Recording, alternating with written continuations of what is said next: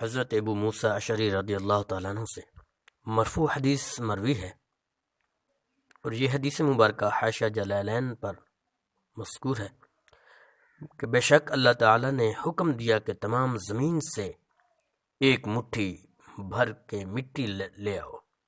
اس مٹی میں ہر قسم کے ذرات شامل کیے گئے، سرخ رنگ کے بھی ذرات شامل تھے، سفید رنگ بھی، سیاہ رنگ بھی، اور ان کے درمیان رنگ والی مٹی بھی لی گئی۔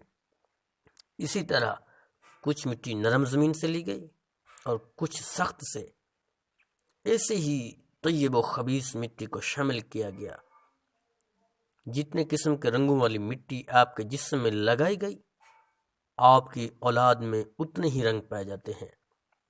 اسی طرح کوئی نرم دل اور کوئی سخت دل، کوئی نیک اور کوئی برے۔ تفسیر ساوی علی الجلالین میں مذکور ہے کہ بعض حضرات نے بیان کیا کہ حضرت آدم علیہ السلام کی مٹی میں 60 قسم کے رنگ شامل تھے، وہ تمام آپ کی اولاد میں پائے جاتے ہیں۔ سرخ، سفید، سیاہ رنگ اور ان کے درمیان والے، یعنی سرخ اور سفید کو ملا کر جو رنگ حاصل ہوتا ہے، سفید اور سیاہ اور سرخ کو اس طرح کے ان کے درمیانی رنگ یہ بھی شامل کیے گئے۔